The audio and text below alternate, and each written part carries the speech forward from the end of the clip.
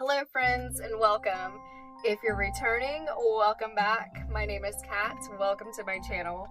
We are going to try to cool ourselves down today. It is hotter than Satan's butthole outside. It is 4th of July weekend and the air is stagnant and you could just wear the weather outside. So in order to cool us down, I decided we're gonna go and make some ice cream.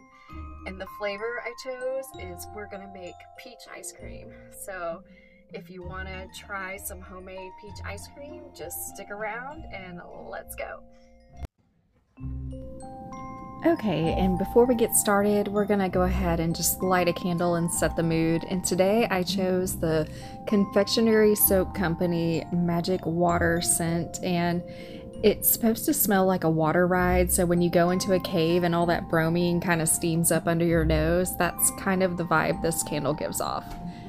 And then we're also going to get a few ingredients together that we'll need. We'll need some whole milk, some heavy whipping cream, sugar, and of course, we're going to have peaches.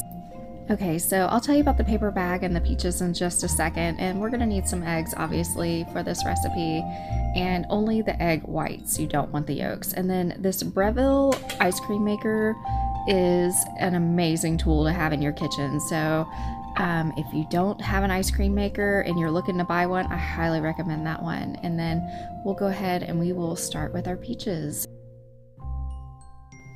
So all I'm going to do is start by scoring the peaches on the end, and you saw me put a pot of water on the stove and I'm bringing it up to a boil, and basically all I'm going to do is after I score the peaches is I'm going to put them down in the water that's boiling for probably about 10 minutes just to kind of soften them up.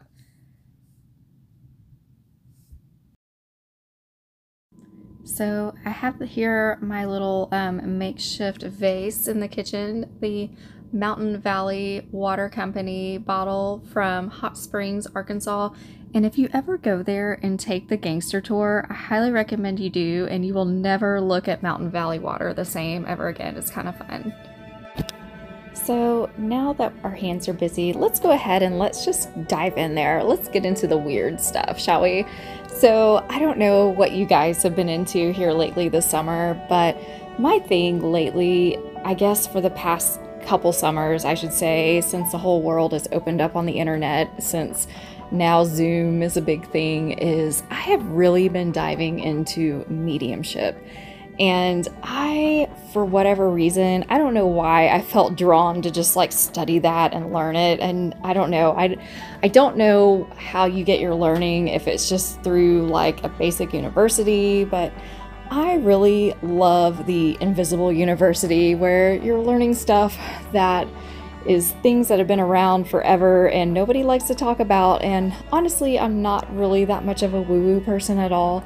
And there are a lot of people out there that are willing to take your money and teach you a whole bunch of bogusness. So it is important to be very discerning what you're learning, who you're learning from. But I really seem to like mediumship because, you know, when the body disappears, we don't disappear, you know, our consciousness is still with us. So, and it's always sending out little signals that reach out that, you know, where your loved ones are just dropping in to say hello.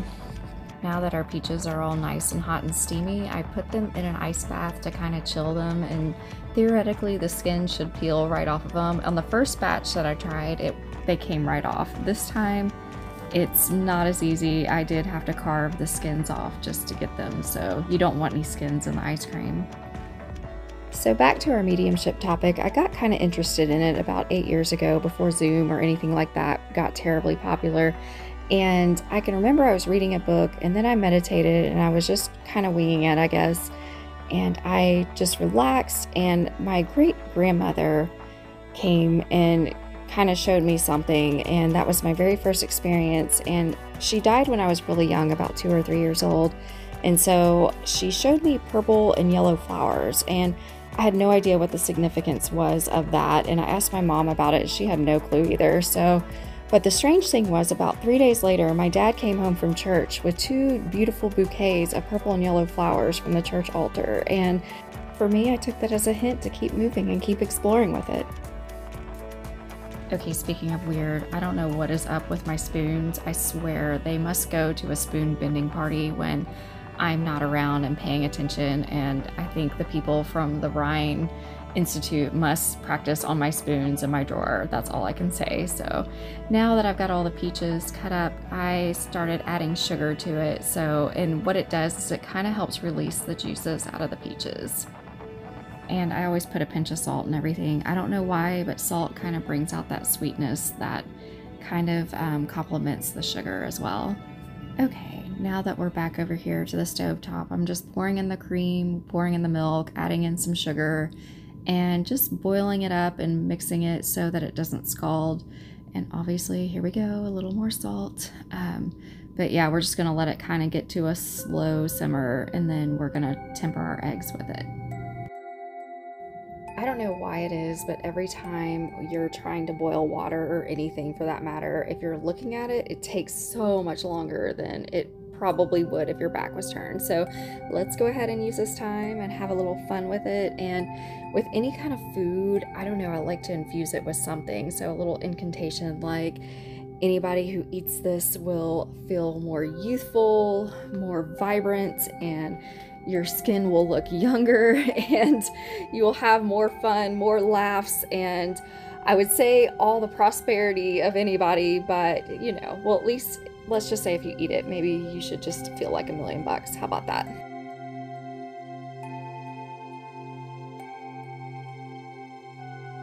Hot tooey! And blow on that thing. She didn't blow, she spit on that thing.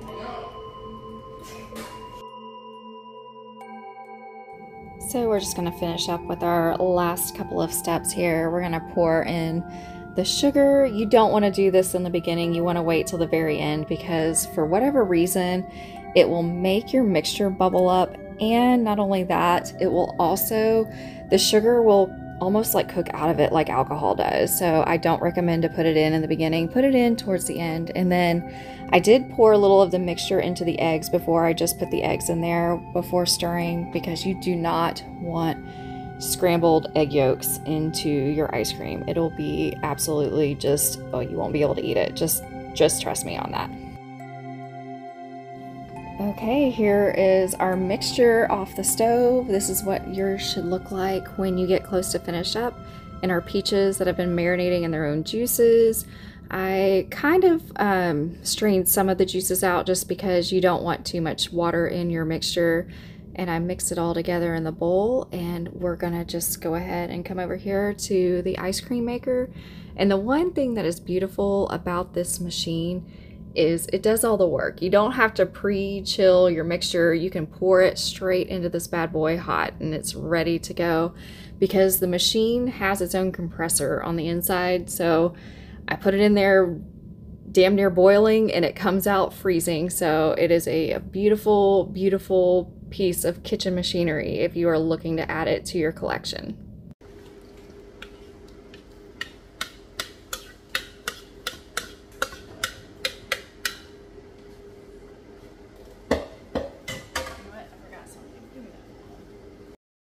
One thing I did forget to add was the vanilla, but since the mixture is already still piping hot, I'm just gonna spoon that in, and basically it'll mix all the way through, because that little thing in the middle of that is just gonna mix and blend it all together anyway. So no worries there that we skipped a step by accident. And like I said, anything that you put in while you're cooking, wait till the very end, because if you put the vanilla in at the beginning, it will completely cook out. You don't want to do that.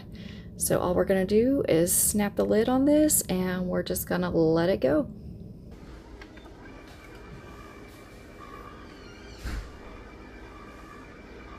Now the only thing left to do is wait. Okay, now that we have our ice cream twirling, you can see here on the machine, it kind of starts over to one side, and you will know when it's finished because those bars are going to go all the way across to that other side where it says firmer on the other side. So, and this is what it's going to look like when it finishes. It can spin no more. So here we go. It's ice cream time, boys and girls.